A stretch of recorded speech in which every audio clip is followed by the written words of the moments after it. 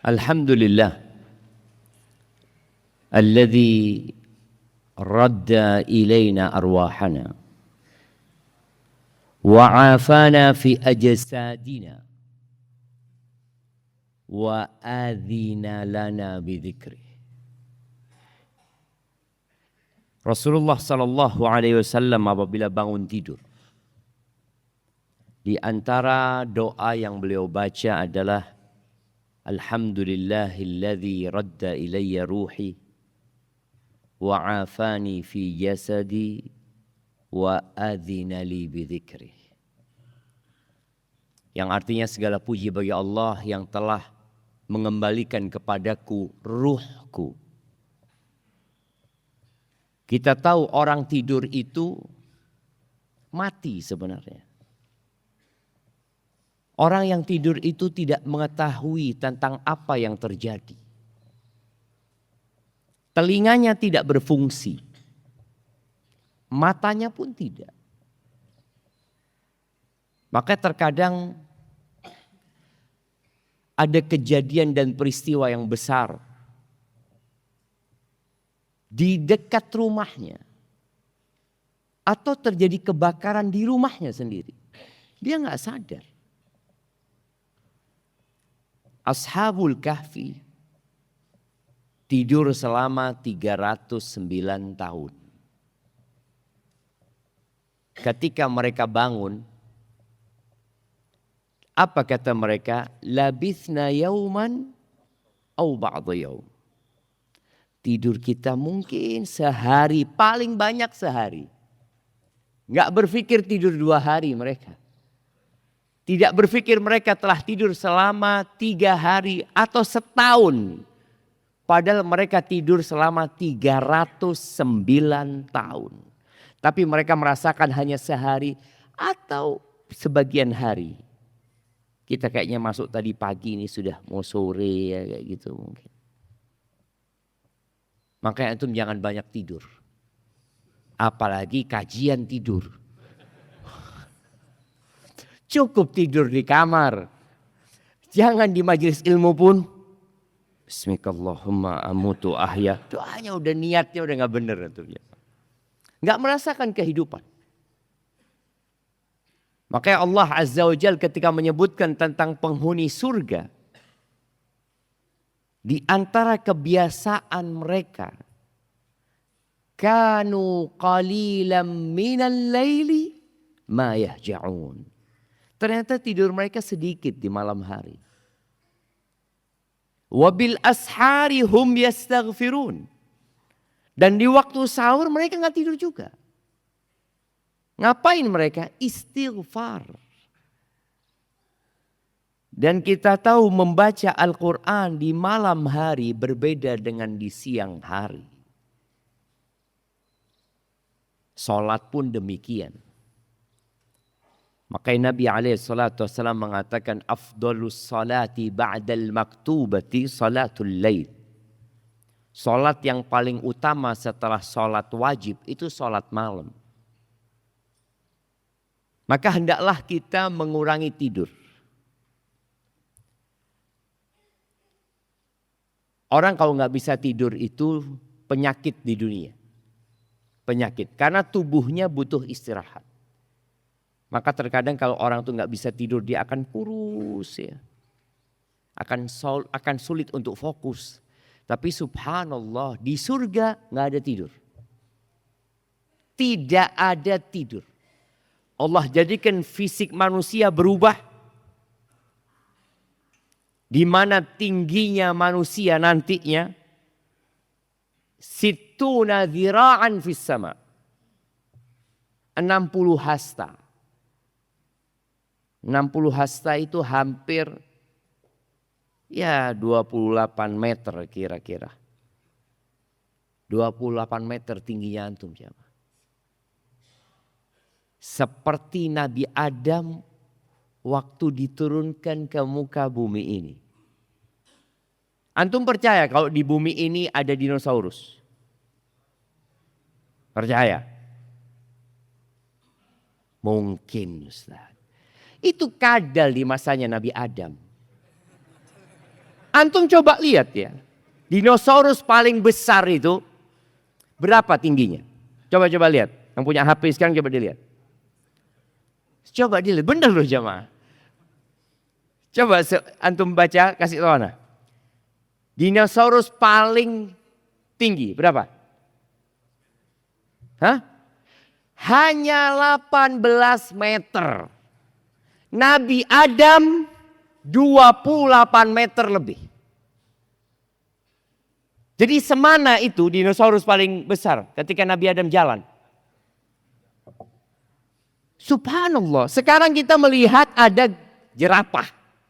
Lebih tinggi dari kita jerapah itu. Jadi orang-orang yang menemukan bahwasanya ada dinosaurus ya mungkin saja. Tapi di masa Nabi Adam dia hanya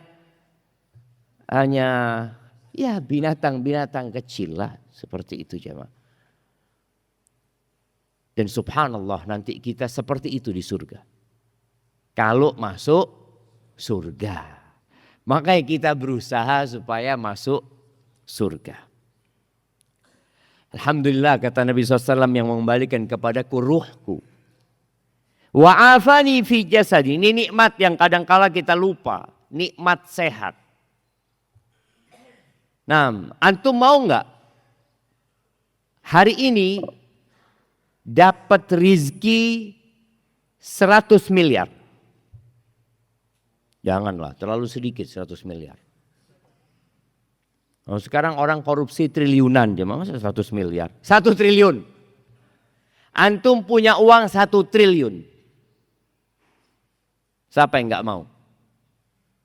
Tapi setelah antum dapat 1 triliun, stroke. Stroke. Mau antum? 1 triliun stroke. Atau wala triliun, nggak punya uang tapi sehat. Milih mana? Mikir sih. Sehat 1 triliun. Wallahi sehat itu lebih daripada triliunan uang itu. Anda ingat di Jember ada kawan cerita. Dia punya sohib di Jember. Dia orang Surabaya. Dia katakan aku punya sohib di sini Ustaz. Orang kaya Ustaz. Sakit dia. Paru-parunya kalau Ustaz. Dibawa ke Singapura. 2 pekan habis 15 miliar Ustaz. Sakit. Pulang sakit. Bukan 15 miliar sehat. Enggak. Makanya Nabi SAW mengatakan ni'matan maghbunun fihima katsirun minan nas. 2 nikmat yang banyak manusia lalai. Tidak mensyukuri bahkan mungkin tidak menganggapnya nikmat. Yang pertama sehat. Yang kedua, waktu luang. Pengangguran itu nikmat enggak? Loh, nikmat loh jemaah. Umar bin Khattab itu enggak suka. Umar mengatakan, "Inni la akrah an ara syab sabahlalan." Aku itu benci kalau melihat pemuda nganggur. Aku benci. Tapi apa kata Umar setelah itu? La fi amali dunya wa la fi amalil akhirah. Dia nganggur gak ngerjakan pekerjaan dunia wala pekerjaan akhirat gitu loh. Artinya waktu luang itu bisa antum hatam Quran. Loh kalau antum nganggur. Ana daftar kerja Ustaz ngelamar sana ditolak sana tolak. Udah 2 bulan ini. Oke. Berapa kali hatam Quran antum? Tidak ada Ustaz. Lu nganggur dah hatam Quran. Buat apa hidup antum? La fi amali dunia, tidak ada kerjaan dunia. Akhirat juga nggak ngerjain. Itu yang tidak disukai. Tapi waktu luang itu nikmat.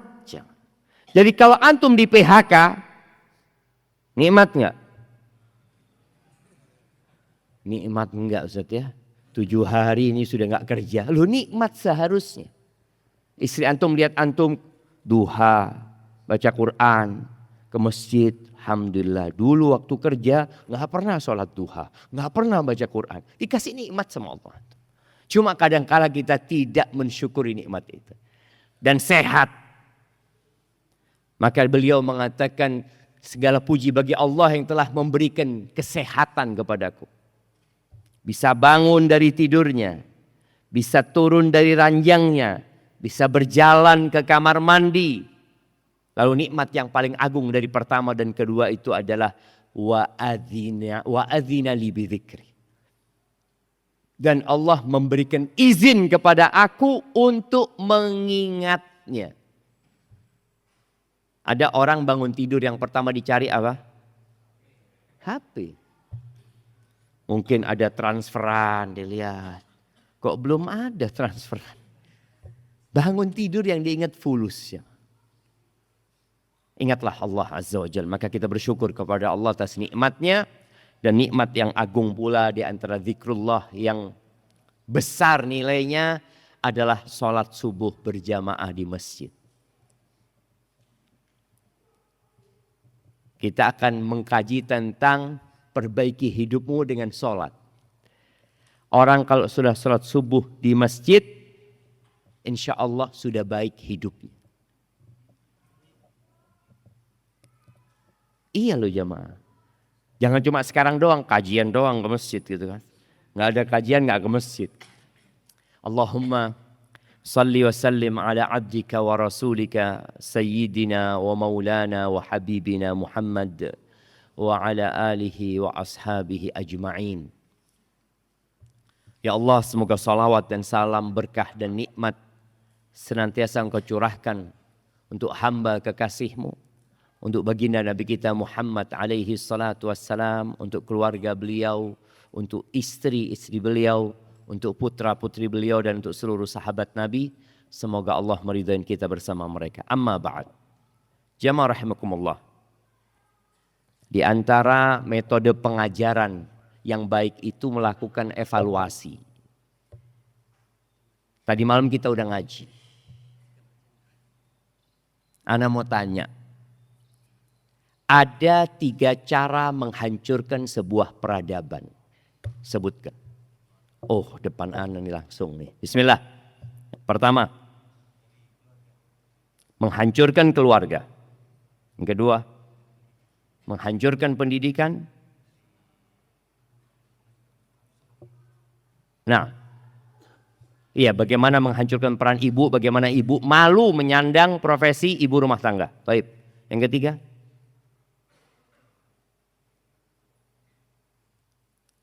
nggak apa-apa mana kasih ya.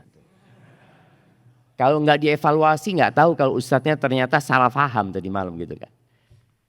Iya, yang pertama itu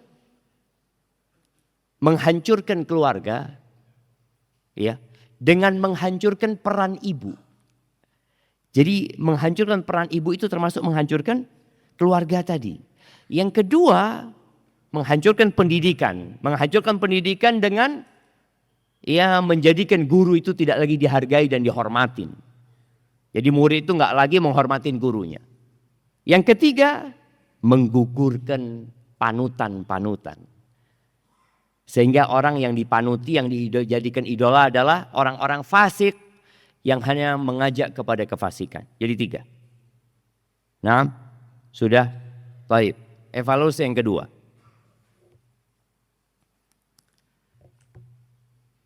Ada beberapa perkara kemarin yang kita sebutkan dalam rangka menghadirkan surga di rumah kita. Ada 2 poin penting. Siapa yang mau menyebutkan? Nah. Menyamakan visi dan misi. Ahsan. Yang kedua,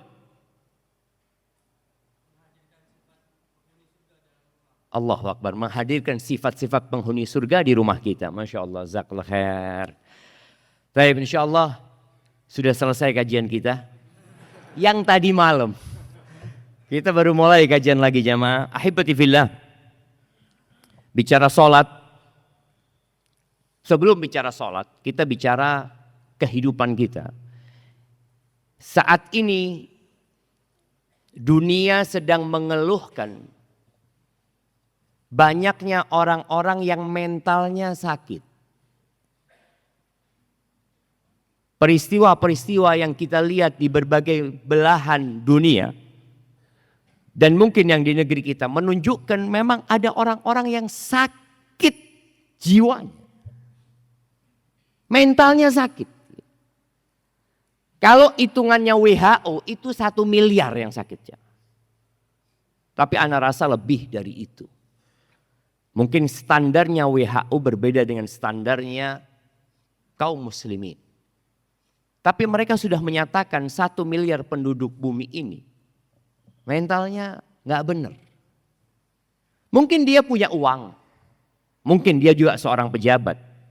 Mungkin dia orang biasa-biasa aja, rakyat jelata. Tapi ada masalah dengan kehidupan dia. Dan cara memperbaiki masalah itu adalah dengan sholat. Antum lihat ya, ibadah sholat ini berbeda dengan semua ibadah. Berbeda dengan haji yang hanya seumur hidup sekali. Berbeda dengan puasa yang hanya setahun sekali. Berbeda dengan zakat yang hanya diwajibkan bagi orang yang mampu dan setahun sekali. Atau kalau zakat pertanian ketika dia panen. Namun berkaitan dengan rukun Islam yang kedua ini dilakukan tiap hari berulang kali. Tiap hari berulang kali.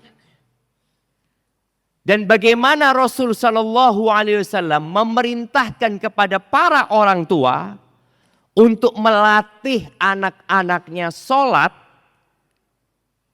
sejak umur 7 tahun. Padahal anak itu belum mukallaf. Artinya secara hukum agama kalau dia belum baligh dan dia tidak sholat, maka dia nggak dosa. Tapi diperintahkan oleh Nabi SAW. Muru itu artinya perintahkan. Auladakum bis salati wahum abna'u sab'in. Wadribuhum 'alaiha wahum abna'u 'ashrin. Perintahkan anak-anakmu sholat sejak umur 7 tahun. Perintah. Sebelum 7 tahun kita tidak memerintah. Tapi kita mencontohkan. Anak itu belum paham. Tapi dikasih contoh insya Allah dia ikut sholat. Setelah umur 10 tahun dia nggak sholat. Apakah selesai tugas orang tua? Ternyata tidak. Jadi yang punya tugas yang mukallaf itu orang tuanya. Bukan anaknya. Orang tuanya yang sudah balik, yang muslim, yang berakal sehat.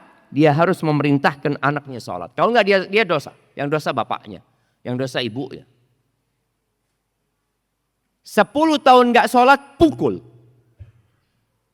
Gak main-main urusan sholat. Jadi benar-benar spesial sholat ini. Jemaah. Karena manusia butuh sama sholat itu. Coba kita lihat. Pelaksanaan sholat ini.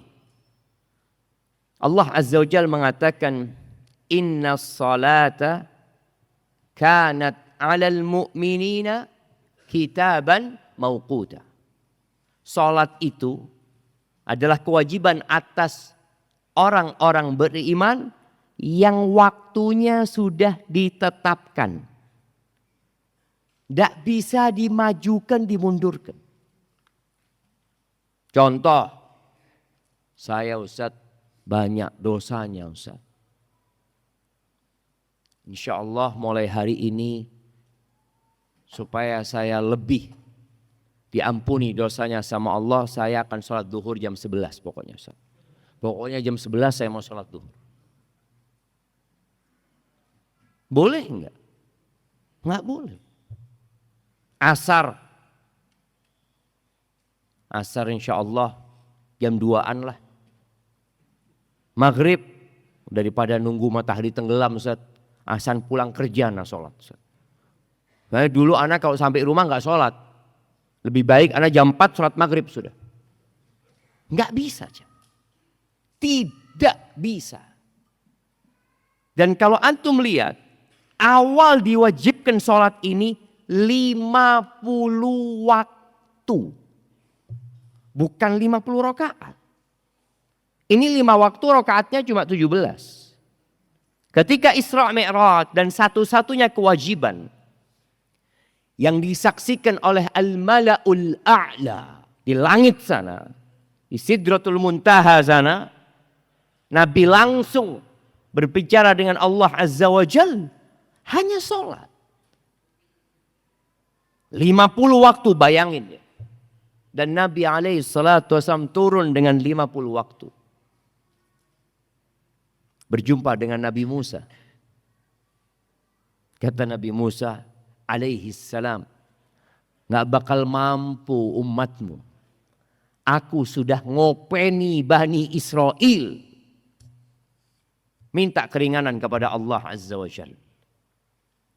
Naiklah Nabi Muhammad alaihi salatu wasallam, turun jadi 45.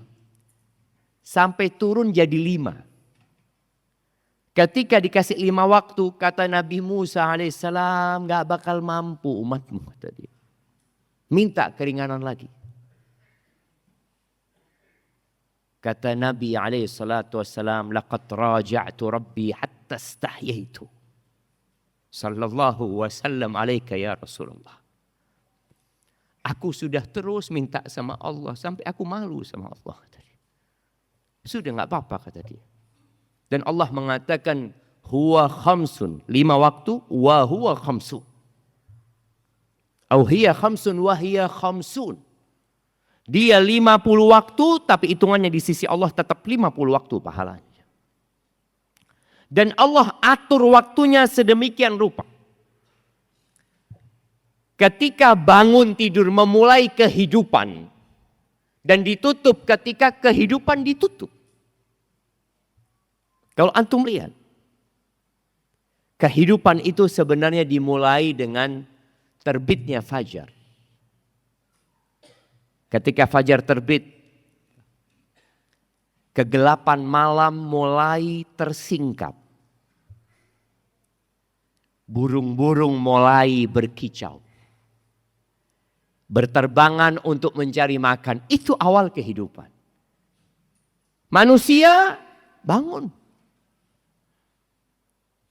Kemana dia bangun? Sebagian mereka berangkat ke pasar.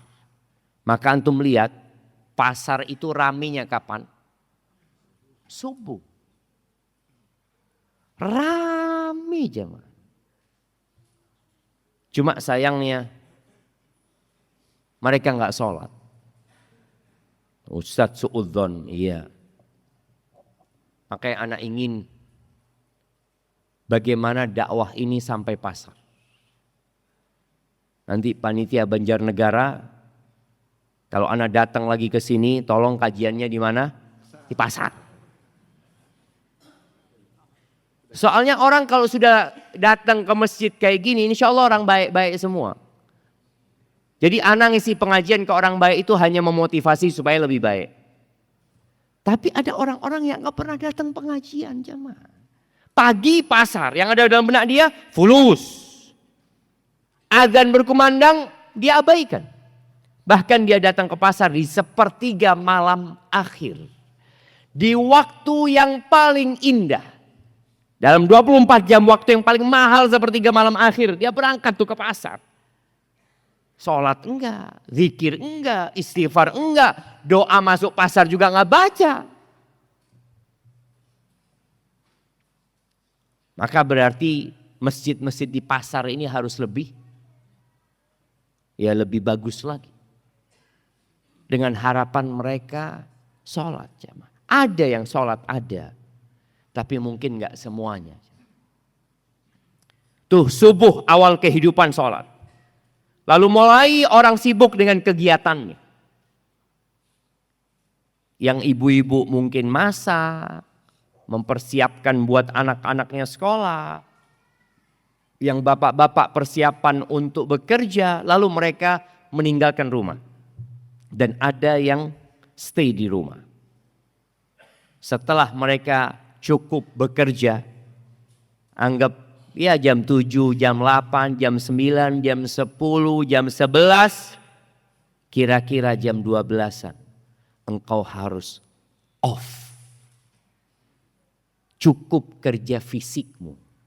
Ruhmu membutuhkan asupan vitamin. Dengan cara apa? Sholat. Jadi harus off. Bagaimana muadzin mengumandangkan azan di masjid, dia pegang mic. Dia ingatkan kepada seluruh penduduk bumi ini. Allahu Akbar, Allahu Akbar. Supaya mereka ingat bahwa Allah Maha Besar. Apapun masalahmu, sebesar apapun perkara yang engkau hadapi, Allahu Akbar, Allah Maha Besar. Udah, tinggal gitu. Maka sebagian dari kalangan salafus soleh, ada yang kerjanya sebagai tukang emas. Dia bikin emas ya. Bikin perhiasan emas. Ketika dia hendak memukul perhiasan itu untuk dimodel ya. Lalu dengar Allahu Akbar, Allahu Akbar. Berhenti dia. Dia tinggalkan. Dia mengatakan sudah selesai waktuku untuk urusan ini. Ada urusanku dengan Tuhanku. Dialah yang menciptakan diriku. Tangan ini darinya. Kedua mataku juga dari Allah Azza wa Jalla. Bukan dari tempat aku bekerja. Kita lihat kadangkala orang lebih loyal dengan tempat dia bekerja daripada kepada Tuhannya yang menciptakan dia. Engkau sekarang masih bisa bekerja, masih diterima bekerja dengan fasilitas bukan dari kantor ya. Kantor kasih mobil, Allah kasih kaki sama engkau. Kantor kasih gaji, Allah kasih 2 mata, 2 lisan, 2 tangan kepadamu. Sebenarnya engkau bekerja dengan fasilitas Tuhan. Bukan dengan fasilitas kantor. Makanya kalau engkau mungkin kecelakaan, kedua matamu buta, lumpuh, engkau gak dipekerjakan lagi. Tapi sama Allah engkau tetap bekerja. Tuh, zuhur, sholat. Dan alhamdulillah di negeri kita ada jam istirahat. Namun sebagian orang memanfaatkan jam istirahat buat makan, tidur. Apa? Isoma. Istirahat, sholat, makan. Alhamdulillah masih ada sholatnya jamaah. Masih ada sholatnya, isoma itu. Tapi kemudian setelah itu bekerja lagi. Dan subhanallah kita lihat syariat Allah. Yang sekarang dipraktekkan di beberapa negara maju. Rasul sallallahu alaihi wasallam itu bersabda, "Qilu fa inna syaitana la yaqil." Kalian tidur siang. Hendaklah kalian melakukan tidur siang. Setan itu tidak tidur siang. Jadi orang yang nggak tidur siang kayak siapa? Ana nggak ngomong itu. Betul jamaah. Makanya di Jepang itu katanya ada jam orang harus tidur. Dimatikan semuanya, mereka harus istirahat. Tidur sebentar. Nggak harus lama tidur itu. Tidur itu yang penting berkualitas. Nggak harus lama. Bangun seger. Melanjutkan kehidupan. Ketika matahari mulai condong ke barat. Di waktu asar itu. Kalau zuhur waktu matahari tergelincir. Kemudian nanti asar itu ketika bayangan itu sudah sesuai dengan bentuknya. Itu masuk waktu asar. Orang harus sholat lagi. Lu sholat lagi? Iya. Engkau butuh sholat gitu loh. Allah itu yang menciptakan fisik kita. Fisik kita ini, tubuh kita ini terdiri dari 2 unsur. Unsur tanah dan unsur ruh. Tanah itu membutuhkan ya makan, olahraga ya. Ruh ini butuh sholat. Maka asar antum harus sholat. Waktunya dibatasin. Kalau antum nggak sholat, wallah bencana menimpa antum. Kata Nabi alaihi salatu wassalam, man taraka salatal asri faka'annama wutira fi malihi wa ahli. Orang yang kehilangan salat asar seperti kehilangan keluarga dan hartanya dia. Atau kama qala Rasul sallallahu alaihi wasallam, ka'annama wutira fi ahli. Ana lupa dengan teks hadis itu. Seakan-akan dia kehilangan keluarganya. Kehilangan salat asar seperti kehilangan kehidupan dia sebenarnya. Dan Allah Azza wa Jalla mengatakan hafidhu ala salawat was salatil wusta wa qumu lillahi qanitin. Kalian jagalah, peliharalah salat-salat yang 5 waktu itu. Dan khususnya salat wusta. Dan menurut pendapat yang rajih salat wusta itu salat asar. Salat asar karena dia pertengahan. Dimulai dengan zuhur. Dimulai dengan subuh, zuhur, kemudian asar. Ada di tengah dia. Maghrib, isya. Jaga sholat asar. Jangan sampai nggak sholat asar. Di daerah pertanian dan persawahan. Kadangkala masyarakat itu menunda sholat asarnya. Nggak apa-apa. Tapi jangan sampai keluar waktu. Jangan sampai keluar waktu. Karena kadang-kala di pertanian itu adzannya memang sudah ditunda mereka. Padahal sebenarnya sudah masuk waktu dari awal. Kemudian setelah sholat asar, antum sudah mulai istirahat, melepas kepenatan bekerja. Kalau kita lihat kebanyakan orang kerja 8 jam. Kalau masuk jam 8, pulang jam 4. Masuk jam 7, pulang jam 3 mungkin. Ketika matahari tenggelam, dalam kondisi antum santai sedang bercengkrama dengan keluarga, minum kopi sambil makan pisang goreng, tahu-tahu Allahu Akbar, Allahu Akbar. Diingatkan lagi kita Allahu Akbar. Diingatkan lagi dengan 2 kalimat syahadat. Lalu kita dipanggil hayya 'alas shalah. Ayo sholat. Tinggalkan kesibukan. Hentikan pekerjaan.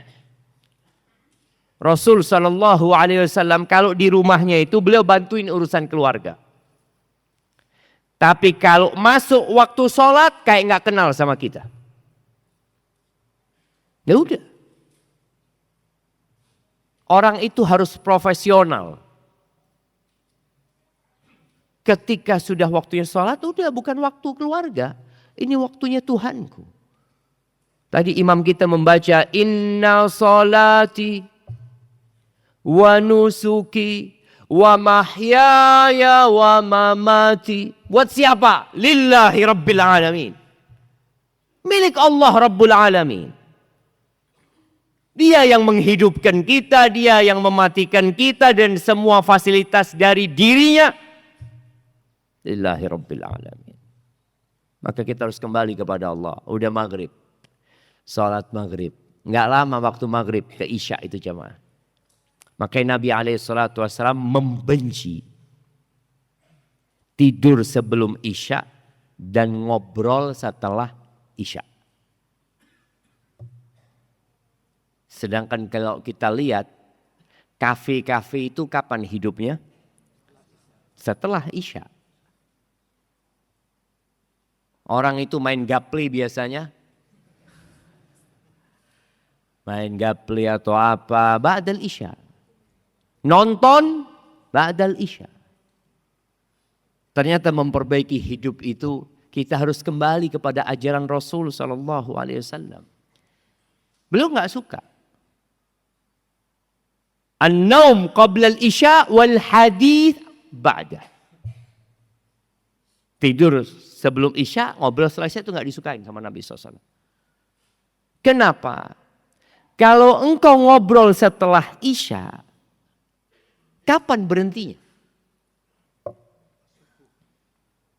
Enggak ada panggilan azan kecuali subuh. Makanya kalau kita lihat ya di beberapa kota, ya di kota Ana di Jember sana, Ana lihat di alun-alun itu. Orang kadangkala nongkrong di sana sampai subuh. Dan kebanyakan alun-alun itu di depannya ada masjid jami.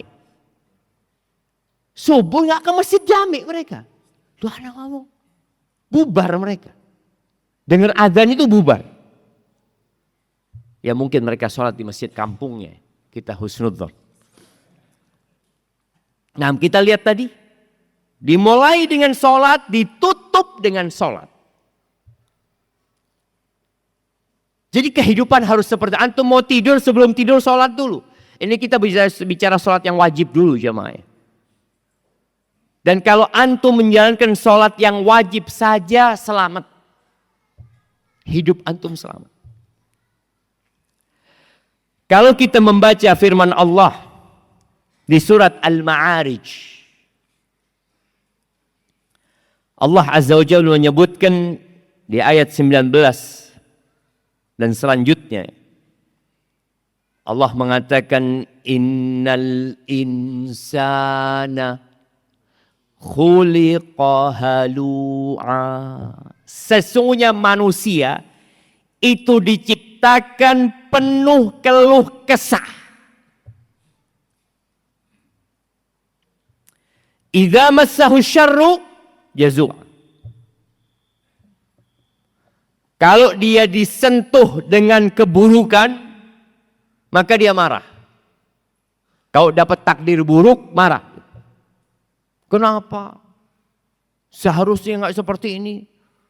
Andai kata aku melakukan ini. Kita lihat, nggak bersabar dia. Dengan musibah yang ada, manusia itu tipikalnya, jadi karakter manusia ini memang seperti itu. Jadi kalau bicara kemanusiaan selalu buruk. Allah Azza wa Jalla mengatakan innahu kana zaluman jahula. Manusia itu makhluk yang sangat zalim dan sangat bodoh. Tanpa bimbingan syariat, dia akan lebih buruk daripada binatang. Tanpa bimbingan syariat. Allah Azza wa Jalla mengatakan wa in ta'uddu ni'matallahi la tuhsuha innal insana la zalumun kafar. Kalau kalian hendak menghitung nikmat Allah, kalian tidak akan bakal bisa. Sesungguhnya manusia itu sangat zalim dan sangat kafir. Makanya Allah turunkan kitabnya. Allah utus Rasulnya untuk mengangkat manusia ini. Sehingga dia menjadi manusia yang sebenarnya. Yang sesuai untuk menempati surga Allah Azza wa Jalla. Tuh manusia kalau ditimpa musibah, ditimpa hal yang tidak menyenangkan, jazu'an. Al-jaza' itu tingkatan yang diharamkan dalam menghadapi musibah. Marah-marah, model marahnya boleh jadi dia bunuh diri. Tidak menerima takdir Allah Azza wa Jalla. Boleh jadi dia merobek-robek bajunya. Menampar-nampar pipinya. Atau menulis status yang menunjukkan dia tidak bersabar.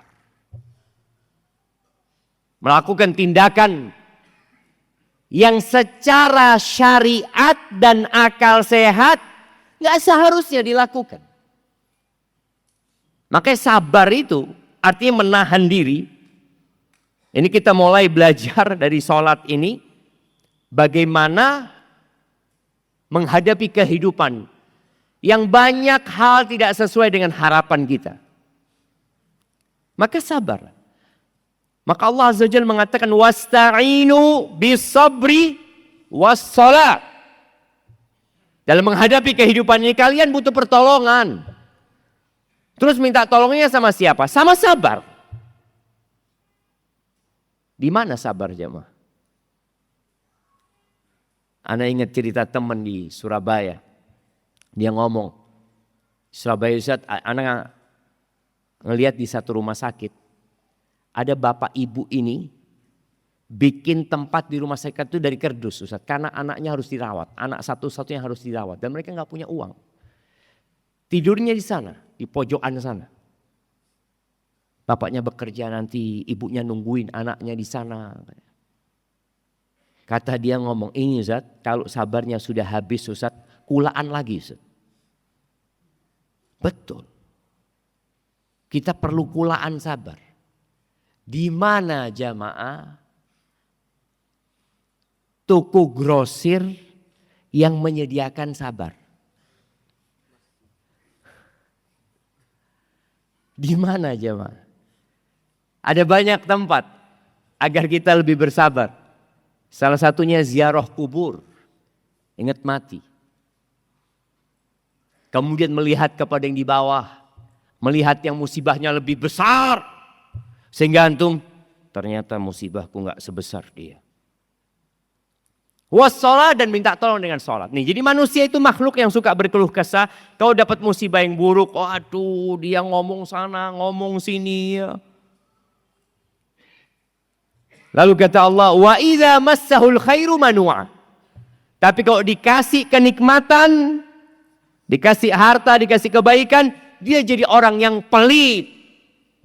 Bakhil jamaah, manu'a, dia pegang tuh harta. Kalaupun dia mengeluarkan hartanya tidak banyak. Manu'a.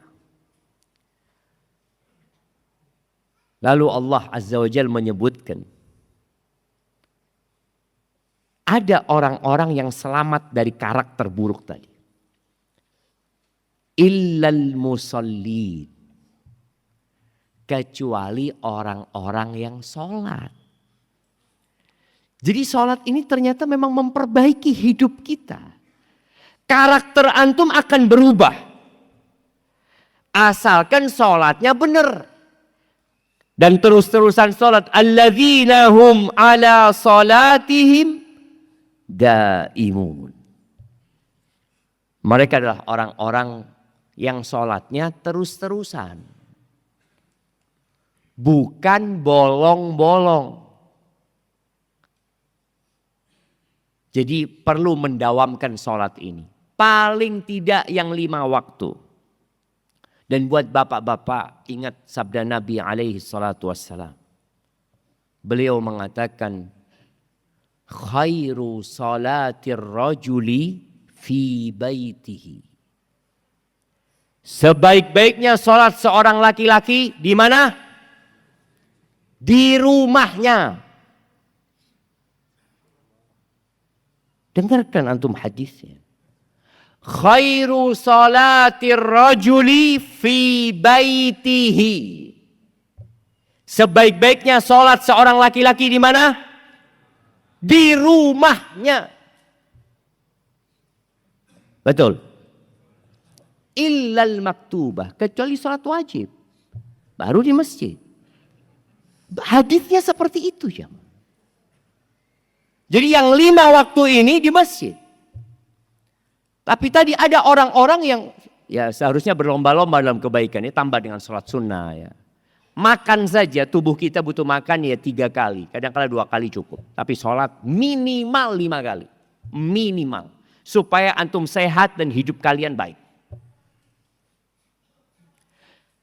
Alladzina hum ala salatihim daimun. Lalu Allah sebutkan amalan-amalan lainnya. Walladzina hum fi amwalihim walladzina fi amwalihim haqqum ma'lum lis-sa'ili wal mahrum. Ini bicara harta. Jadi sholatnya udah benar, kemudian jangan lupa hak orang-orang lain di harta kita. Lalu ada sifat-sifat lain. Terakhir, Allah menyebutkan di akhir kriteria orang yang selamat dari penyakit mental tadi? Allah mengatakan di ayat 34, walladzina hum ala salatihim yuhafizun. Awalnya daimun, akhirnya yuhafizun. Dimulai dengan salat, ditutup dengan salat. Mereka adalah orang-orang yang menjaga salat. Jadi bukan asal-asalan salatnya. Kenapa kita perlu belajar lagi tentang sholat? Jadi fikih sholat butuh belajar lagi. Oh sudah tahu saya Ustaz. Kapan antum terakhir belajar fikih sholat? Mungkin dulu waktu kecil. Padahal boleh jadi sholat kita nggak benar. Makanya orang-orang yang hidupnya belum baik, tapi dia sholat Ustaz, berarti ada masalah dengan sholatnya. Allah berfirman di surat Al-Ma'un. Allah mengatakan fawailul lil musallin. Wailul lil musallin. Fawailul lil musallin. Alladzina hum an salatihim sahun. Alladzina hum yurun. Ini orang sholat. Wail tapi buat dia. Masuk neraka dia. Gimana sih orang sholat masuk neraka? Karena tidak menjaga sholatnya. Sholatnya asal-asalan. Tidak tepat waktu. Atau syarat dan rukunnya tidak terpenuhi. Sebagian kita sholat di kereta. Padahal ada musola. Sholatnya duduk. Loh, kok sholat antum duduk? Padahal berdiri itu rukun sholat. Bagi yang mampu. Enggak gugur kewajiban berdiri. Kemudian kita diperintahkan untuk menghadap kiblat. Antum sholat enggak menghadap kiblat. Oh enggak bisa. Kok enggak bisa? Ada musolanya. Ya capek lah ke sana Ustaz. Udah duduk, enggak menghadap kiblat, tayamum lagi. Bukan boleh tayamum Ustaz. Iya boleh. Kalau enggak ada air. Lu itu kereta tiap stasiun isi air. Antum mau mandi di mana? Toilet kereta bisa. Bisa enggak jamaah? Bisa apa enggak? Banyak air di situ. Terus antum tidak berwudu, tidak berdiri, tidak menghadap kiblat. Lo coba diperhatikan. Lo anak dulu belajar enggak apa-apa. Coba dilihat lagi. Pelajarin lagi. Dalemin lagi. Apakah memang boleh kita tayamum padahal ada air. Seperti jemaah haji. Jemaah haji ketika tawaf batal. Apa kata dia? Tayamum. Tayamum dengan punggungnya orang yang berkeringat-keringat di sana. Dia tayamum sudah pokoknya. Loh, emangnya nggak ada air? Di Mekah nggak ada air. Di Masjidil Haram nggak ada air. Air banyak sekali. Iya repot tapi Ustaz. Maka tadi perlu antum lihat. Innar rajula. Kata Nabi alaihi salatu wasallam dalam hadis yang diriwayatkan Tabrani. Innar rajula. La yusalli salata sittina sana walam tuqbal lahu salah. Ada orang yang sholat selama 60 tahun dia sholat. Nggak diterima sholatnya satu pun.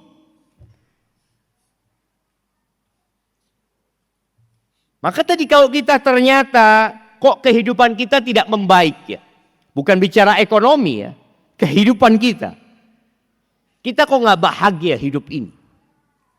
Kita kok selalu berkeluh kesah. Kaya. Tapi sulit umpamanya untuk tidur di malam hari karena memikirkan dunia. Sholat Ustaz. Tapi boleh jadi tadi. Ada syarat dan ketentuan sholat yang kurang. Ini orang sholat selama 60 tahun. Satu pun sholatnya nggak ada yang diterima. Kenapa? Karena asal-asalan. Yutimmu ruku'ahu wa la yutimmu sujudahu. Yutimmu sujudahu wa la yutimmu ruku'ahu. Sujudnya sempurna, rukuknya enggak sempurna. Rukuknya sempurna, sujudnya enggak sempurna. Yang penting saya sholat. Allah Azza wa Jalla mengatakan, Inna sholata tanha anil fahsya wal munkar. Sholat itu mencegah dari perbuatan keji dan mungkar.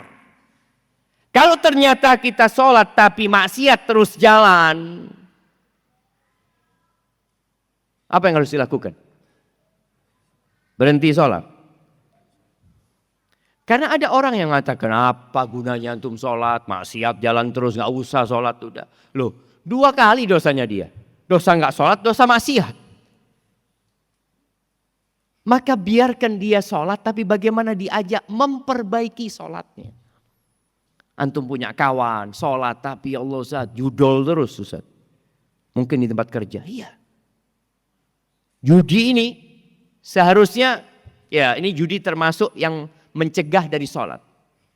Khomer dan judi itu termasuk yang mencegah dari perbuatan sholat. Jadi orang sulit untuk melaksanakan ibadah karena dosa-dosa itu. Maka bagaimana orang yang sholat tapi ternyata maksiat masih jalan, tolong diperbaiki sholat. Usahakan antum memahami apa yang dibaca. Paling enggak Al-Fatihah. Kapan terakhir antum membaca tafsir surat Al-Fatihah? Coba antum lihat. Ana sudah ngaji Al-Fatihah Ustaz. Kapan? Ya 15 tahun yang lalu. 15 tahun yang lalu. Lupa udah kita coba. Makanya pengajiannya para ustadz itu nggak ada yang baru. Hati-hati antum kalau dapat ustadz bawa ilmu baru. Oh bid'ah ini. Anda kajiannya ustadz itu hanya ngulangin kitabnya Al-Quranul Azim. Hadisnya sunnah Rasul SAW. Ya udah cuma itu. Kajian itu berulang karena manusia itu pelupa. Maka Allah katakan fadzakir. Fadzakir. Wadzakir. Ingatkan orang-orang itu jamaah. Ahibati billah, Umar bin Khattab radhiyallahu taala anhum. Dia pernah nulis surat jamaah. Dan ini pentingnya ya, seorang pemimpin itu, pemimpin apapun ya. Kita bicara pemimpin itu bukan hanya presiden. Boleh jadi pemimpin di desa umpamanya. Pemimpin di kota. Dia punya kewajiban amar ma'ruf nahi mungkar. Kepada semua yang menjadi anak buahnya. Ini Umar dalam hadis atau dalam asar yang disebutkan dari Malik. Dari Imam Malik, dari Nafi', dari Umar, dari Ibn Umar Ibn Khattab radhiyallahu anhuma. Bahwa Umar nulis surat kepada seluruh pegawainya dia. Gubernurnya, bupatinya. Di kota-kota ya. Subhanallah di zaman Umar bin Khattab Islam itu sudah sampai ke Palestina. Sampai ke Mesir sudah. Islam itu. Sampai ke Irak sana sudah. Jadi yang dikelola oleh Umar itu bukan Jaziratul Arab saja sudah. Sudah keluar, sudah ke Syam. Itu Umar tulis surat. Apa isi suratnya? Umar mengatakan, Inna ahamma amrikum indi as-salah. Umar mengatakan, sesungguhnya yang paling penting dari urusan kalian di sisiku, semua urusan kalian penting. Umar mengatakan semua urusan kalian penting. Tapi yang paling penting, as-salah. Sholat yang paling penting. Jadi bikin rakyat kalian sholat. Bikin semua pegawai-pegawai kalian sholat. Faman hafidhaha wa hafadha alaiha hafidha dina. Barang siapa yang menjaga sholatnya. Kemudian dia tekun memelihara sholatnya. Jadi cuma bukan sekedar sholat. Tapi dia memelihara sholatnya. Dia telah memelihara agamanya. Wa man dhiya'aha, tapi kalau dia sudah mengabaikan salat, fahuwa lima siwaha adya, maka untuk kerjaan lainnya parah dia. Untuk ibadah lainnya parah. Loh Ustaz, nih orang Masya Allah orang baik Ustaz di kampung Anda Ustaz. Rajin sodako, berbagi kepada masyarakat Ustaz. Nolong orang lain. Cuma dia nggak sholat. Bukan orang baik dia. Boleh jadi sodakohnya ria. Hanya cari popularitas. Loh kewajiban dia kepada Tuhannya dia tidak lakukan. Ada masalah dengan diri orang ini. Ingat jemaah, sholat ini syiarnya umat Islam. Tanda orang itu muslim dilihat dari mana? Ya sholatnya. Maka Nabi SAW menyebutkan perbedaan antara Islam dengan kekufuran itu as-sholat. Orang yang tidak sholat itu diperselisihkan keislamannya. Para ulama beda pendapat, apakah dia masih muslim atau dia sudah kafir. Dalam madhab Hambali atau qaul fil madhabil Hambali, orang itu sudah kafir. Kalau dia nggak sholat kemudian mati, nggak usah disolatin. Orang hidup nggak sholat mati minta disolatin. Malah dibawa ke masjid sama orang-orang. Lu ini hidup gak pernah ke masjid. Antum mati, antum paksa dia bawa ke masjid. Dan dalam madhab itu dikatakan dikuburkan jangan sama orang Islam. Bikinkan jurang, taruh dia di sana. Dalam madhab Syafi'i tetap dianggap muslim. Selama dia meyakini sholat itu kewajiban. Tetap dia dianggap muslim. Tapi dia dibunuh kalau tetap gak sholat. Tapi dibunuhnya bukan murtad. Kalau dalam mazhab Hambali dibunuh karena murtad, dia enggak, saya enggak mau sholat. Saya enggak mau sholat, ya sudah dibunuh. Dia minta tobat, enggak mau dibunuh. Dalam mazhab Syafi'i, ditangkap orang ini yang enggak sholat. Kemudian diminta bertobat untuk sholat. Kalau tidak mau, yuqtalu ta'ziran. Dibunuh ta'zir sebagai hukuman agar membuat orang lain jera. Tetap sholat. Sampai seperti itu. Dan Nabi SAW mengatakan awwalu ma yuhasabu bihil abdu yaumal qiyamah as-salah. Yang pertama dihisab pada hari kiamat adalah salat. Dan Nabi kita Muhammad SAW, bagaimana cara beliau mengenali kita nantinya? Dari mana jemaah? Dari bekas wuduknya. Kalau orang ini nggak pernah salat, bagaimana dia akan ketahuan dia umatnya Nabi Muhammad SAW? Nggak kelihatan. Dan sholat ini disebutkan ditharul mu'minin. Selimutnya orang-orang beriman. Syiar keluar kelihatan. Dithar melindungi dia. Menjaga dan menyelamatkan dirinya. Menghangatkan rohani mereka. Dan sholat ini tiangnya agama. Kemudian tidak ada bagian buat orang yang meninggalkan sholat dalam agama ini. Maka ahibati fillah. Di mana-mana kita kadang-kala melihat di proyek-proyek ya tulisannya utamakan keselamatan. Tapi di proyek lain Anda pernah melihat utamakan sholat dan keselamatan. Karena sebenarnya sholat itu jalan keselamatan.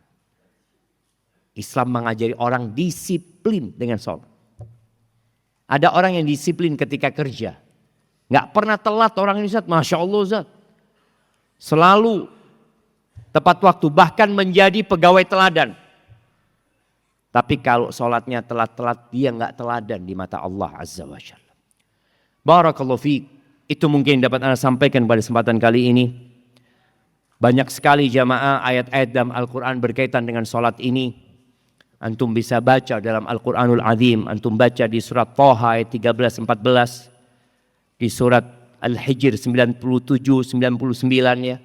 Nabi SAW kalau punya masalah beliau larikan ke sholat. Jadi antum kalau punya masalah sudah berhenti aktivitas, ambil sejadah sholat. Ambil wudhu sholat. Kemudian di surat Maryam ayat 55, di surat Hud ayat 114 ini cerita tentang bagaimana Sholat diperintahkan dan kita harus menjaganya. Dan keluarga kita bagaimana menjaga sholat kita.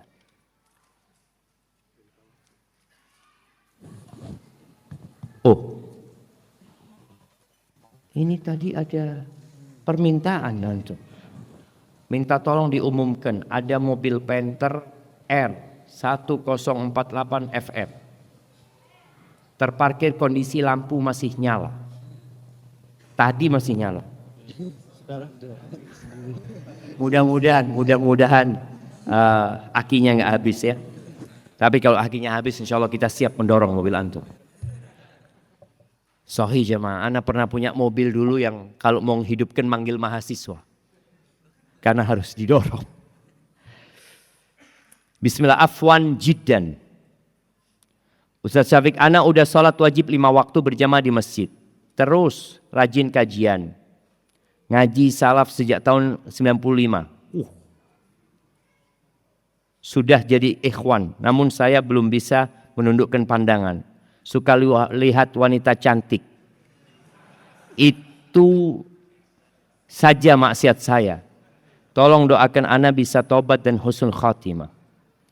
Mohon maaf lahir batin. Yang suka melihat wanita cantik itu kita semuanya. Loh, siapa yang gak suka jamaah? Allah Azza wa Jalla mengatakan zuyyina linnas hubbus syahawati minan nisa. Diindahkan dalam pandangan manusia itu hubbus syahawat. Cinta kepada syahwat, kepada siapa? Kepada wanita-wanita. Jadi kalau alasan antum, ya karena anak ini suka dengan wanita cantik, akhirnya anak nggak bisa menundukkan pandangan, ya bermasalah dengan diri kita. Allah perintahkan kepada kita untuk menundukkan pandangan. Kalau sholat antum benar, zikir antum benar, antum akan dijaga sama Allah Azza wa Jalla.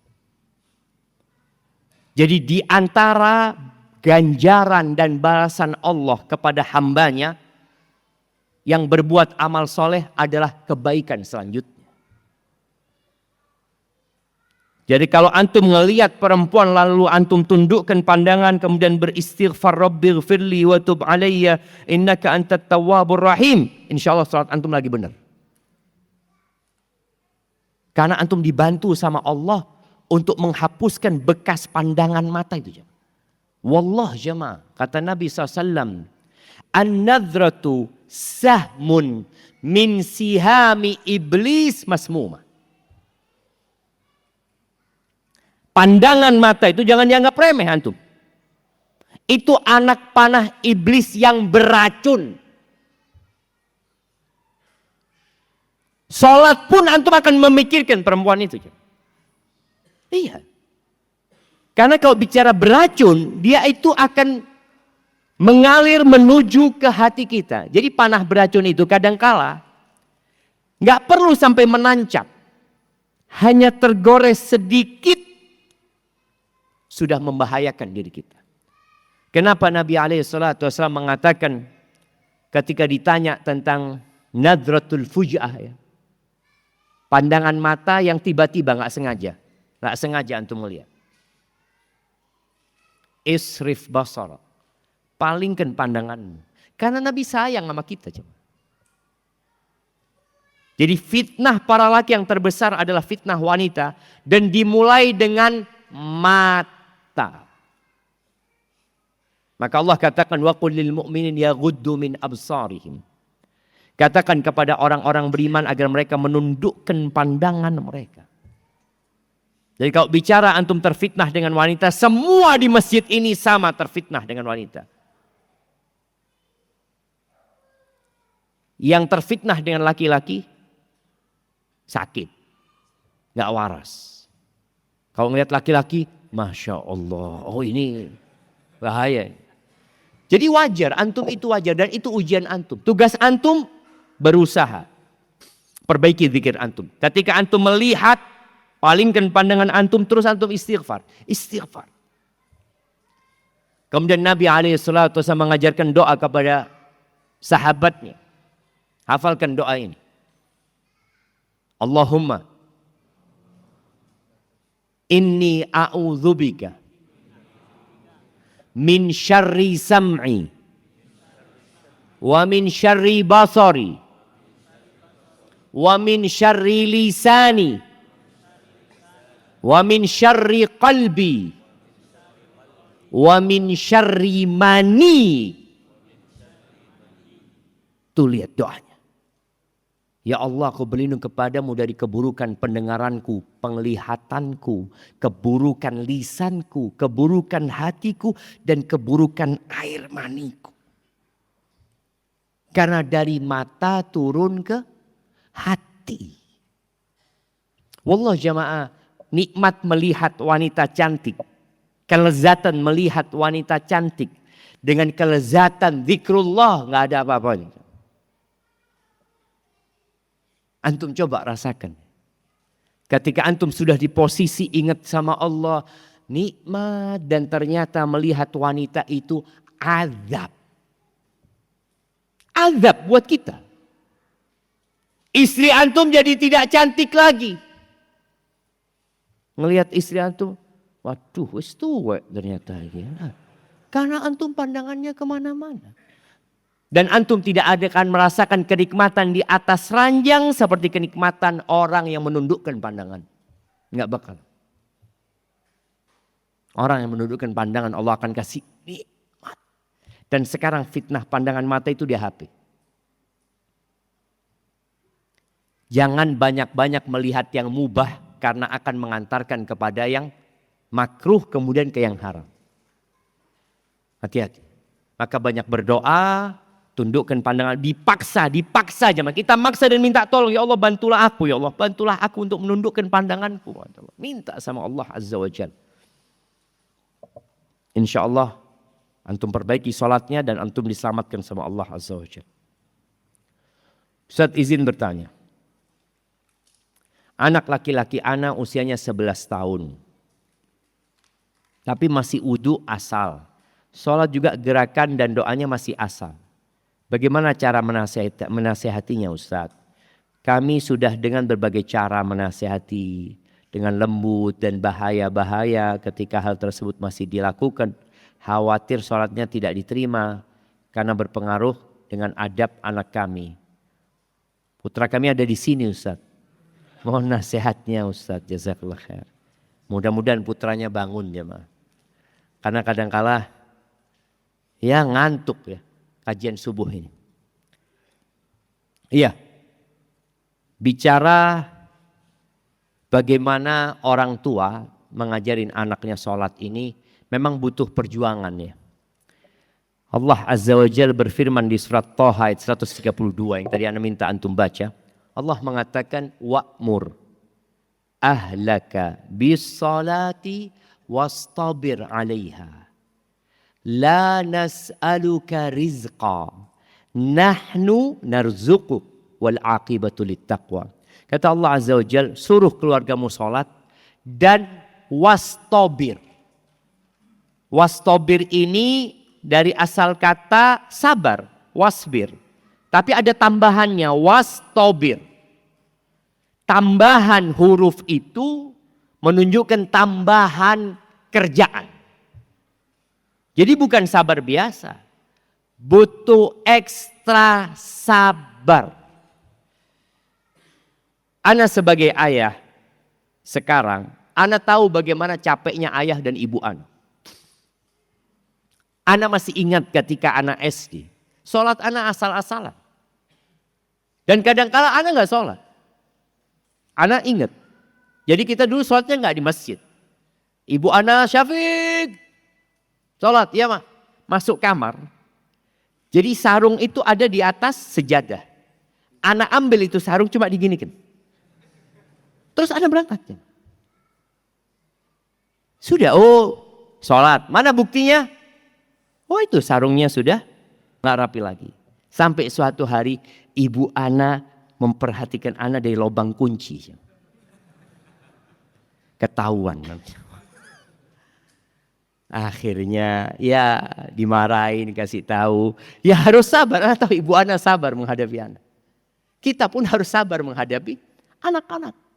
Dan bagaimana anak sekarang membangunkan anak-anak sholat subuh dan sholat asar. Bangunkan ya. Ayo bangun. Dia udah bangun, berangkat ke toilet. Anak tunggu. Nunggu di kamar karena dia bakal ngambil bajunya di kamar. Gak ke kamar-kamarnya mah. Tidur lagi dia di kursi. Allahu Akbar. Masuk kamar mandi, duduk dia di toilet. Kita ketuk baru dia bangun. Baru dia ambil wudhu. Dan kita selalu ngomong, wudhunya yang benar. Sempurnakan wudhunya. Setelah wudhu kita cek. Seperti itu, butuh kesabaran. Jadi anak-anak itu butuh pembiasaan kalau dia belum sadar. Kesadaran dari orang tuanya melakukan pembiasaan. Maka kenapa dari umur 7 tahun? Karena bagaimana dia biasa, sholatnya sudah benar. Bagaimana biasa wudhunya sudah benar. Ini udah lewat nih, udah 11 tahun umpamanya. Maka harus banyak lagi kita duduk sama anak kita, membiasakan mereka dan doa.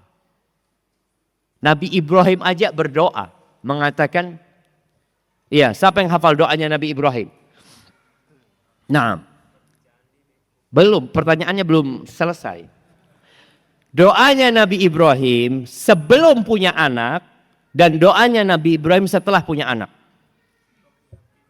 Nah, sebelum punya anak doanya, Rabbi habli minas salihin. Setelah punya anak, Rabbi ja'alni muqimas salah wa min dzurriyyati. Rabbana wa taqabbal du'a. Ya Allah, jadikan aku orang yang mendirikan salat dan anak keturunanku. Jadi setiap doa Nabi Ibrahim menyisipkan anak. Ada doa sebelum itu. Wajnubni wa baniya an na'budal asnam. Ya Allah, hindarkan aku dan anak keturunanku dari menyembah berhala-berhala. Jadi setelah punya anak, tolong anaknya disisipkan dalam doanya. Setiap doa minta ini ya Allah anak-anakku juga ya Allah. Minta ini anak-anakku juga ya Allah. Minta ini anak-anakku juga. Seperti itu. Semoga dengan itu anak-anak kita dijaga oleh Allah Azza wa Jalla.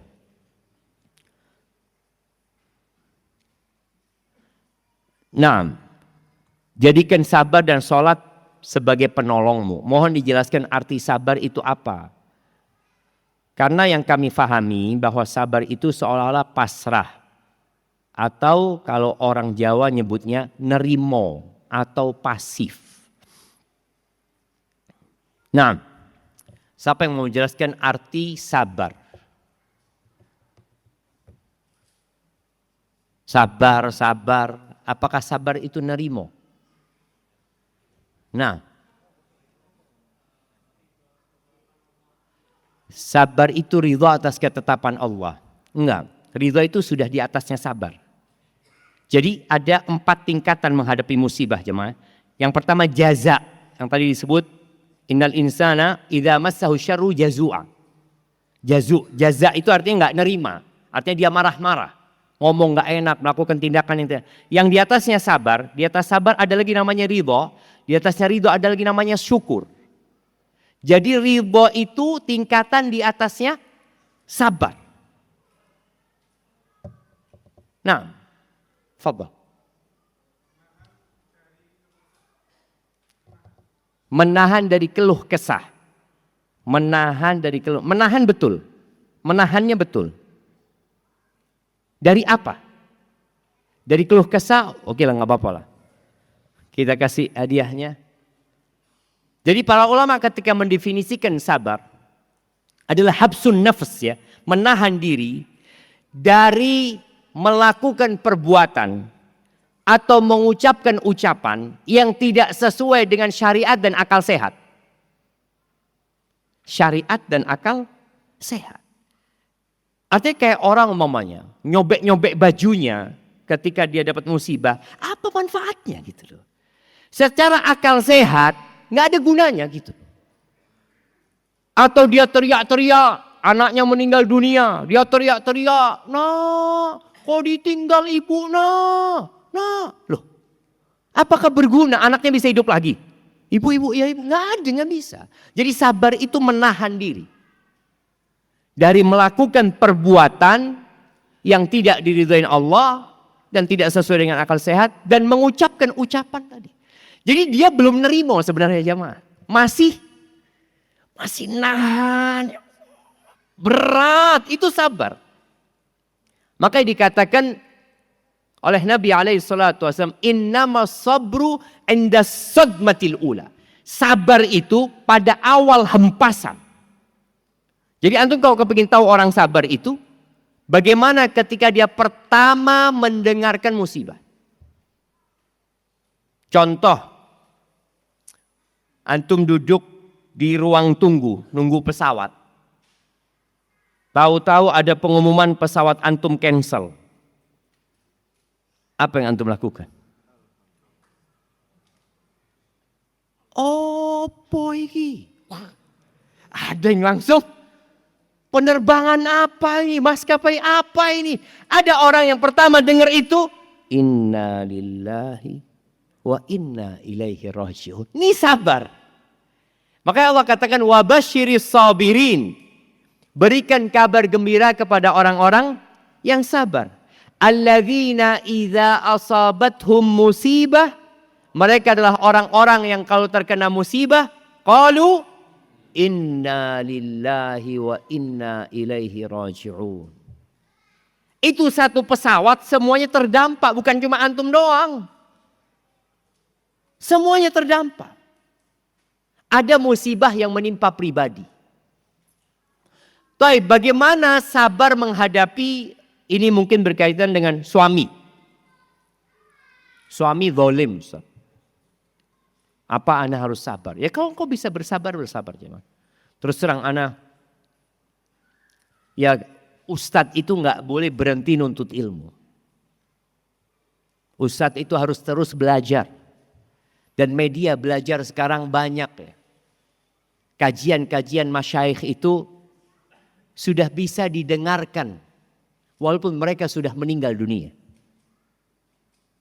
Berbeda dengan zaman dulu. Imam Syafi'i meninggal dunia, ya sudah murid-muridnya nggak akan pernah mendengar suaranya Imam Syafi'i. Tapi sekarang dengan adanya video ya, direkam, antum bisa belajar tafsir dari masyayikh ya.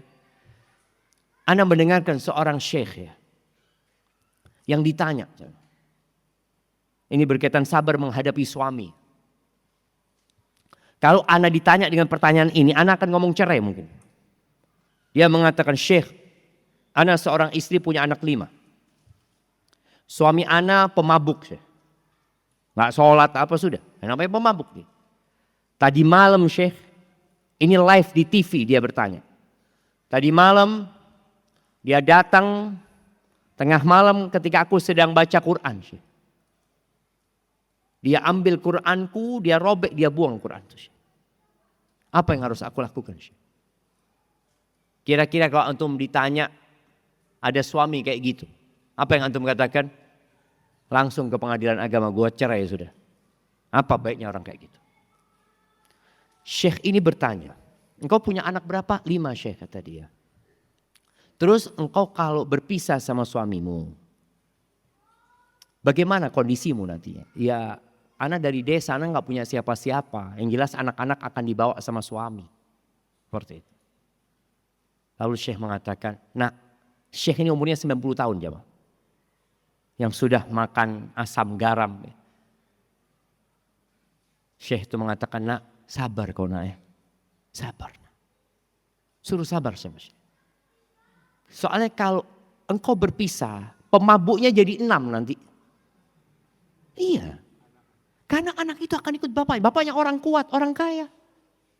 Sang ibu ini orang desa yang gak mampu apa-apa. Dan dia gak akan bisa merawat anaknya juga nantinya. Maka akhirnya saya sabar. Sabar. Engkau banyakin doa. Layani suamimu dengan baik. Terus engkau berdoa. Subhanallah jamaah. Setahun kemudian. Perempuan ini telepon lagi. Sama Syekh itu. Di TV. Syekh kata dia, engkau ingat sama aku Syekh kata dia. Enggak kata Syekh, enggak ingat lah kata dia. Udah lama udah setahun kata dia. Dzakirni, ingatkan aku dengan engkau kata dia. Syekh, ana yang sempat sampaikan kepadamu, ana punya suami pemabuk yang merobek Al-Quran ini itu. Iya ana ingat kata Syekh itu. Gimana sekarang suamimu? Alhamdulillah Syekh. Suami ana sekarang yang buka masjid waktu subuh. Yang buka pintu masjid waktu subuh. Maka tadi kadangkala kita ini meremehkan doa jamaah. Sabar itu pasrah enggak, ada usaha. Dan kesabaran itu memang pahit jamaah. Nabi SAW mengatakan,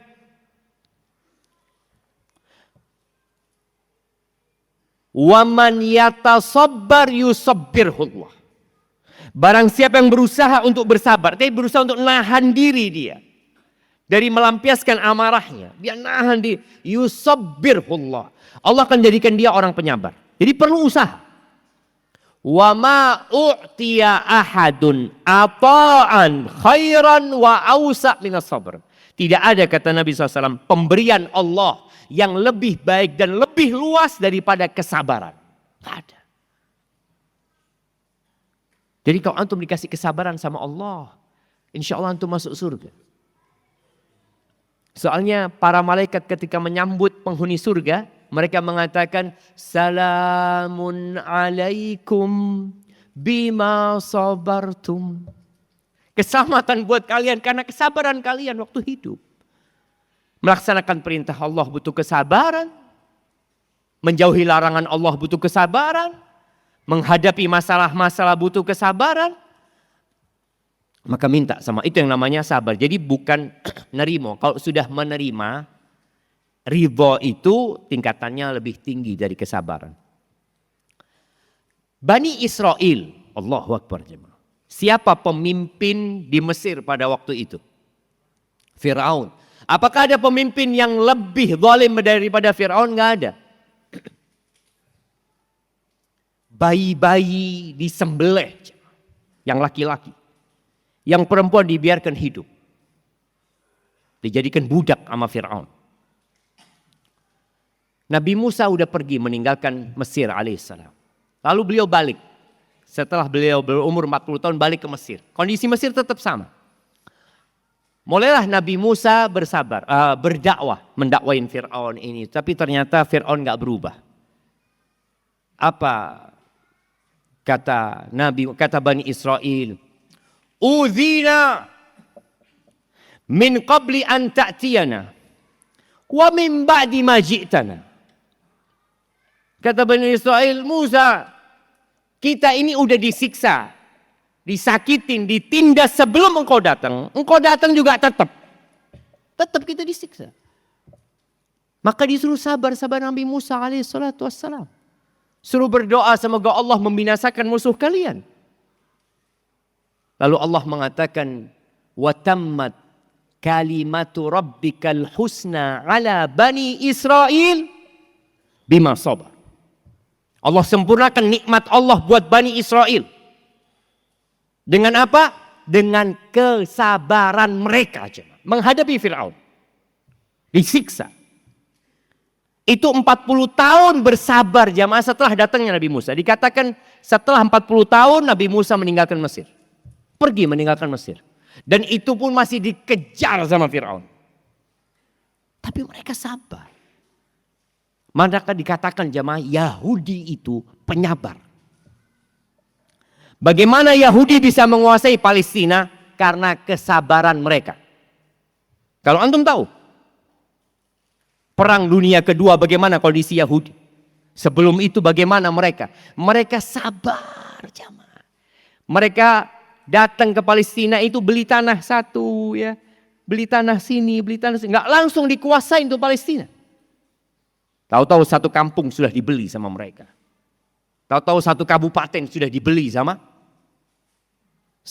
Yahudi. Setelah itu umat Islam sadar. Nggak mau lagi jual sama Yahudi. Apa yang dilakukan? Ya udah, mereka sudah kuat. Kalau dulu kami masih membeli, sekarang kami merampas. Karena mereka punya kekuatan itu. Kitanya yang kadang-kala memang kurang sabaran. Doa aja males. Kalau disuruh doa lagi. Al-Imam Syafi'i mengatakan atahza'u bid-du'a wa tazdarihi Wa ma tadri bima sana'ad du'a'u sihamul laila tukhti. Walakin laha amadun walil amadin qida'u. Kau meremehkan doa, kata Imam Syafi'i. Bayangkan Imam Syafi'i itu meninggal tahun 204. Beliau sudah menghadapi manusia-manusia yang kalau suruh berdoa, doa lagi. Meremehkan doa. Engkau meremehkan doa. Dan engkau rendahkan itu doa. Engkau tidak tahu apa yang dilakukan oleh doa ini. Sihamul lail. Anak panah di malam hari yang tidak pernah salah. Nggak pernah salah. Karena Allah mengatakan, ud'uni astajib lakum. Nggak pernah salah. Tapi ada waktunya. Kadangkala kita nggak sabar nunggu waktunya. Bani Israel nunggu setelah Nabi Musa datang 40 tahun jemaah. Nabi Muhammad alaihissalatu wassalam menunggu penaklukan kota Mekah berapa tahun? 13 tahun di Mekah. Hijrah 8 tahun. Setelah 21 tahun Mekah baru bisa kembali ke sana. Kita nggak sabar. Kadangkala doa aja enggak. Maka nggak pernah kita akan mendapatkan karunia Allah Azza wa Jalla kalau kita nggak sabar. Kita diperintahkan untuk bersabar dan tentunya syukur kalau mendapatkan nikmat, bersabar ketika mendapatkan musibah. Tolong jelaskan hukum orang yang selalu mencari-cari kesalahan orang lain. Orang yang suka ngomongin orang lain, dia sebenarnya orang yang penuh dengan kekurangan. Jadi dalam rangka menutupi kekurangannya dengan cara, apa ada istilah pertahanan, menyerang itu adalah pertahanan yang paling baik. Jadi dia ini kurang. Jadi kalau antum lihat orang ghibah ngomongin orang lain, ini orang sedang kurang. Kalau orang itu nggak kurang, dia nggak akan ngomongin orang lain. Dia akan memuji orang lain. Kalau dia orang yang tidak kurang, ada orang lain yang kurang, dia akan ngasih nasihatin orang lain. Bukan mencari-cari kesalahan orang lain.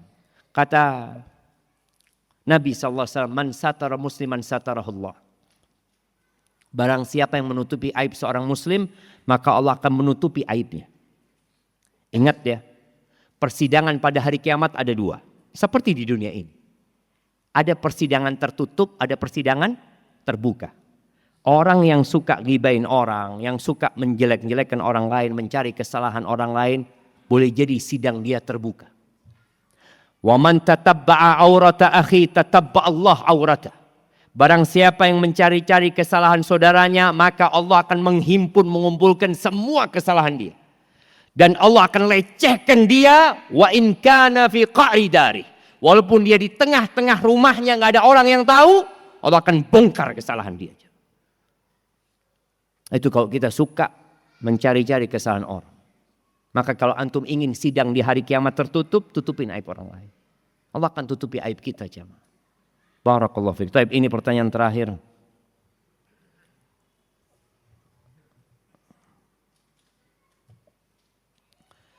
Saya bekerja di perusahaan ribawi. Hutang saya masih banyak. Dan gaji saya selalu habis buat ngangsur. Tapi saya punya usaha sampingan yang alhamdulillah sekarang sedang membaik setelah saya mengenal manhaj salaf. Saya pingin sekali hijrah dari pekerjaan saya, tapi hutang belum lunas. Mohon pendapatnya dari Ustaz. Barakallahu fikum. Jamaah rahimakumullah. Bersyukurlah atas nikmat hidayah. Wallah hidayah itu mahal jamaah. Dan kalau bicara riba, ekonomi yang dibangun di atas riba itu dimulai dengan Yahudi memang. Maka kalau antum baca Quran, antum akan mendapati Yahudi dulu dari sebelum Islam. Mereka adalah pelaku riba. Mereka tidak mau bekerja. Mereka mau orang lain yang bekerja dan dia mendapatkan keuntungan tanpa dapat kerugian. Maka orang yang pinjam ke lembaga riba, pinjol juga lagi. Umpamanya yang ada unsur riba di situ, antum sebenarnya diperbudak oleh pemilik uang itu. Dia nggak mau rugi, antum suruh kerja terus melunasi bunganya saja. Dan ketika antum rajin melunasi dan baik, antum dipinjemin lagi. Iya, ditawarin lagi. Ini baik, ini orangnya, Masya Allah. Budak yang loyal. Dikasih duit lagi. Suruh bekerja lagi, antum putar uang itu. Ketika antum tidak bisa melunasin, antum jadi budak yang buruk. Rumah antum akan disita. Harta antum akan dihabisi. Nggak ngurus padahal antum dulu orang yang loyal sama dia. Riba itu adalah tadi sistem ekonomi yang hanya memperbudak orang lain. Punya uang banyak tapi dia nggak mau usaha. Kenapa? Kalau dia usaha boleh gagal, boleh sukses. Kalau dia buka pertanian ini nanti gimana? Kalau riba kan untung terus. Tapi Allah mengatakan yamhaqullahu riba. Allah menghancurkan riba itu sedikit-sedikit, pelan-pelan. Maka nasihat ana buat antum, kalau antum bisa keluar. Keluar. Utang nanti gimana? Lo antum gajinya nggak berkah sudah. Kalau bisa keluar, karena ada yang nggak bisa keluar jemaah. Di penalti atau apa ya. Dan dia nggak punya uang. Kalau antum bisa keluar, segera keluar. Dan keluarnya bukan karena punya usaha baru. Tapi keluarnya karena Allah mengharamkan riba. Karena kalau niatnya antum keluar disebabkan ada usaha baru, ya bukan lillahi ta'ala. Tapi ketika seorang keluar kemudian dia kehilangan segalanya seperti para sahabat Nabi radhiyallahu ta'ala anhum, ketika mereka hijrah meninggalkan kota Mekah ke kota Madinah, mereka tidur di masjid jemaah.